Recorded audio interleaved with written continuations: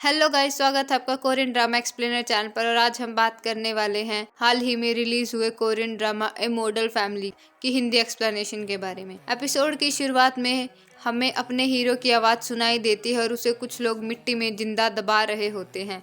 वो बताता है कि उसने कुछ लोगों के पैसे उठाए और मौत के मुंह में आ गया। अगर उसने उन पैसों को वहीं छोड़ दिया होता तो वो इस मुसीबत में नहीं पड़ता। और फिर उसकी बैक स्टोरी शुरू हो जाती है। हमारे हीरो का नाम दोंगहा है, उसकी पत्नी युनजू, बेटी युनवू और बेटा ह्युनवू होता है। युनजू दोंगहा से कहती है कि वो अपनी मॉम के घर जा रही है, आज उनका बर्थडे है। वो कहती है कि तुम भी शाम को वहीं पहुंच जाना।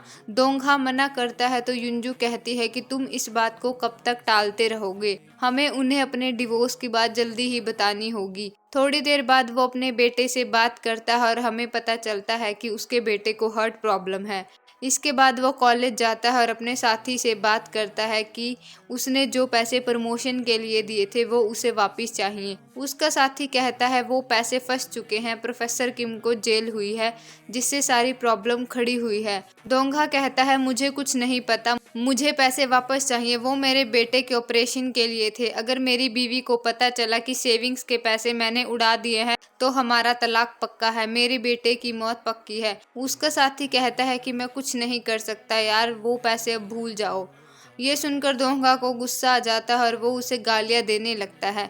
इसके बाद वो अपना लेक्चर खत्म करके जाने लगता है और दुखी होकर रास्ते में रुक जाता है। वो गाड़ी में बैठा होता है और थोड़ी देर बाद दूसरी कार उसकी कार में टक्कर मारती है। वो बाहर निकलकर देखता है कि उस कार में बैठे दोनों लोग खून से लथपथ हैं। वो एम्बुलेंस को फोन करने लगता है, तभी उसकी नजर पैसों पर पड़ती है। कार की बैक सीट पर पैसों से भरा बैग रखा होता है। वो कॉल कट करता है और सारे पैसे इकट्ठा कर लेता है। वो बैग को अपनी कार में रखता है और डरता डरता वहां से निकल जाता है। वो कार को घर में छोड़कर वहां से किसी की साइकिल लेकर वापस उसी जगह जाने की बेवकूफ़ी करता है। वो उनकी बॉडीज को बैक सीट पर रखता है और कार को ठिकाने लगाने के लिए चल देता है। रास्ते में उसे चेक पोस्ट मिलता है जिसे देखकर वो वहां से भाग जाता है। वो कार को अपने घर ले जाता है और वहां गड्ढा खोदकर उन्हें गाड़ देता है। वो कार को खाली कर उसी चेक पॉइंट से जा रहा होता है और पुलिस वाला उसे रोक लेता है। पुलिस वाला कहता है तुम थोड़ी देर पहले यहीं से भागे थे ना। दोंगा कहते हैं यहाँ इस कलर और मॉडल की बहुत सारी कार हैं, वो कोई और होगा। पुलिस वाला उससे कुछ सवाल करता है और जाने देता है। इसके बाद दोंगा उनकी कार को जंगल में ले जाता है और वहीं छोड़कर वापिस आ जाता है। तभी हमें इंस्पेक्टर जूह्यून दिखाई जाती है जो उस कार में लगे ट्रैकर का पीछा करते हुए वहां पहुंच जाती है। जांच पड़ताल करने के बाद वो किसी को फोन करती है और क्वांगचुल का पता लगाने के लिए कहती है। फिर हमें क्वांगचुल को दिखाया जाता है जो किसी गैंग का लीडर है और किसी की धुनाई कर रहा होता है। धुनाई करने के बाद वो अपने बॉस से मिलने जाता है। उसका बॉस उसके ऊपर बोतल फेंक कर मारता है और कहता है कि वो पैसे अभी तक नहीं पहुंचे हैं, तुमने कैसे आदमियों को काम पर लगाया है। क्वांगचुल कहता है कि वो जल्द ही उन पैसों का और उन आदमियों का पता लगा लेगा। उसके जाने के बाद बॉस का चमचा कहता है मुझे तो इस क्वांगचुल पर ही शक है, मुझे ये आदमी सही नहीं लगता। क्वांगचुल कार की लोकेशन का पता कर लेता है और वहां पहुंचता है। इंस्पेक्टर जूह्यून वहीं छुपी होती है और उस पर नजर रखती है। क्वांगचुल कार की जांच पड़ताल करता है। वो देखता है कि कार से पैसे भी गायब हैं। वो कार का ट्रैकर उठाता है और वहां से चला जाता है। इधर युंजू को पता चल जाता है कि उसके सेविंग अकाउंट में थोड़े से ही पैसे बचे हुए हैं। वो अपने बच्चों को साथ लेती है और गुस्से में घर पहुंच जाती है। वो दोंगा से पूछती है कि सारे पैसे कहाँ हैं, तो दोंगा कहता है कि वो मैंने स्टार्टअप में इन्वेस्ट कर दिए हैं। वो कहता है कि ब्युंग्यू ने बुक्स का बिजनेस शुरू किया है, मैं भी उसमें काम करूंगा और जल्दी ही पैसे इकट्ठे कर लूंगा। युंजू कहती है अगर वो पैसे डूब गए तो हमारे बेटे का ऑपरेशन नहीं होगा और हमारी शादी भी खत्म हो जाएगी। दोंगा कहता है ऐसा नहीं होगा, उसका काम अच्छा चल रहा है, मैं अपने लेक्चर भी कम कर दूंगा और फैमिली को टाइम दूंगा। युंजू उसकी बात पर यकीन कर लेती है और शांत हो जाती है। वो उन पैसों को वाइट करने का सोचता है और ऑनलाइन सर्च करता है। तभी उसकी बेटी वहां आती है और कहती है कि बाहर से 4 का शो आ रहा है जिस वजह से मुझे नींद भी नहीं आ रही। दोंगा बाहर जाकर देखता है और उसे समझ आ जाता है कि डेड बॉडी के साथ एक फोन भी दबा हुआ है। वो अपनी बेटी को सोने के लिए कहता है और नीचे जाकर खुदाई करता है। वो फोन को निकाल लेता है और फिर से गड्ढा भर देता है। इधर क्वांगचुल का आदमी उसे दोंगा के इलाके में लेकर आता है। वो कहता है कि इस जगह कार बहुत देर तक रुकी थी, ये उनका रूट भी नहीं था, इसलिए मुझे इस लोकेशन पर शक है। इधर दोंगा फोन को निकाल लेता है और फोन ठिकाने के लिए वहां से निकल लेता है।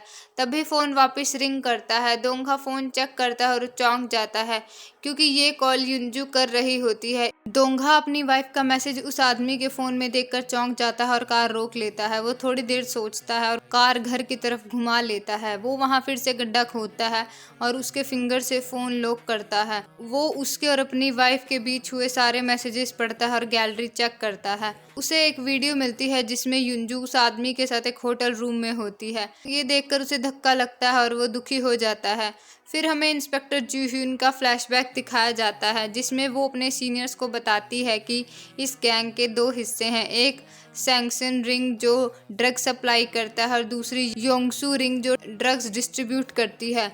जब योंगसू ड्रग्स डिस्ट्रीब्यूट कर देती है वो अपने प्रॉफिट्स अपने पास रख लेती है और सैंक्शन का हिस्सा उन्हें पहुंचा देती है। हमारा एक आदमी उनके ग्रुप में अंडर कवर काम कर रहा था, उसने ही हमें ये जानकारी दी थी।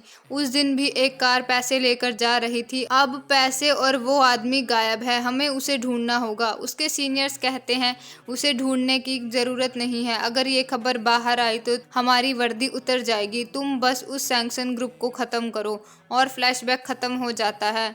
इधर क्वांगचुल उस एरिया में घर किराए पर ले लेता है जहां दोंगा रहता है। दूसरी तरफ पुलिस उन पर नज़र रखे होती है और जू ह्यून को भी पता चल जाता है कि क्वांगचुल किसी अजीब सी जगह रहने लगा है। इधर क्वांगचुल अपने आदमी को ऑर्डर देता है कि इस एरिया में रहने वाले लोगों का पता लगाओ, अगर कोई एरिया खाली कर भाग रहा है तो उसका भी पता करो। ये सुनते ही वो अपने काम में लग जाता है। इधर दोंगा अपनी वाइफ से पूछता है कि तुम डिवोर्स क्यों चाहती हो, इसकी असली वजह क्या है।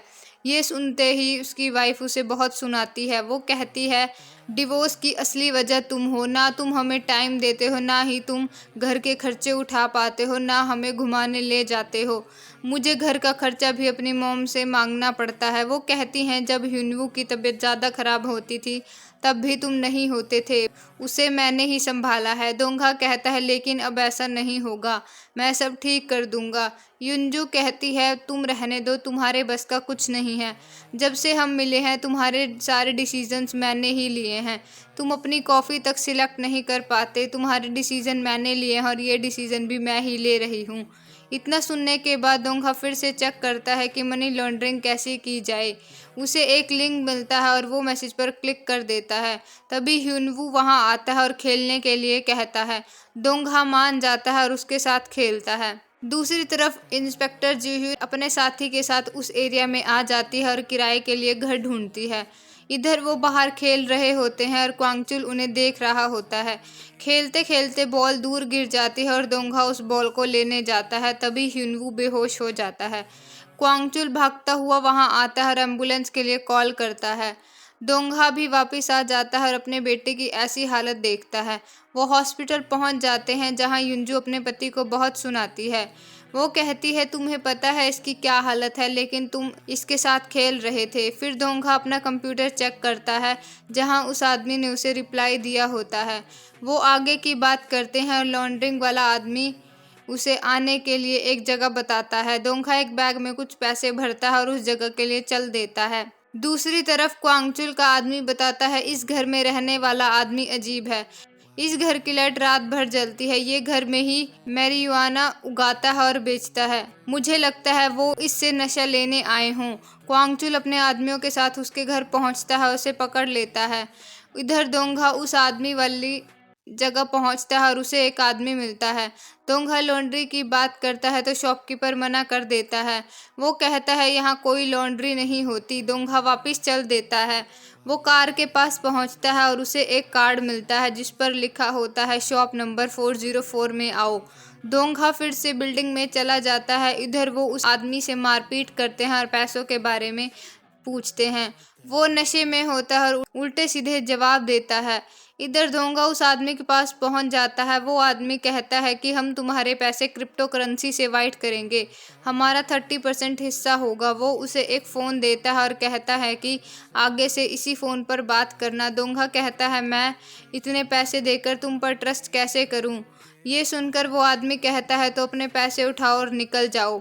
दोंगा अपने पैसे उठाकर निकलने लगता है तो वो आदमी पूछता है तुम्हारे पास ये पैसे कहाँ से आए? दोंगा कुछ नहीं बोलता और वहां से जाने लगता है। दोंगा जाने ही लगता है और उस आदमी के लोग उसे घेर लेते हैं। दोंगा बचता बचाता वहां से भागने लगता है और भागता ही रहता है। इधर क्वांगचुल के लोग उस आदमी को टॉर्चर करते हैं और उसकी उंगलियां काट देते हैं। दर्द में तड़पता हुआ वो आदमी खुद को छुड़ा लेता है और उनसे लड़ने लगता है। वो हथियार उठा लेता है और उनसे लड़ता है। वो थोड़ी देर तक लड़ता रहता है लेकिन क्वांगचुल के हाथों मारा जाता है। इधर दोंगा भागते भागते पहली मंजिल पर पहुंच जाता है। वो हर जगह से घिर जाता है तो खिड़की से कूदकर नीचे गिर जाता है। टूटा फूटा दोंगा हिम्मत करता है और वहां से उठकर चल देता है और फिर एपिसोड खत्म हो जाता है।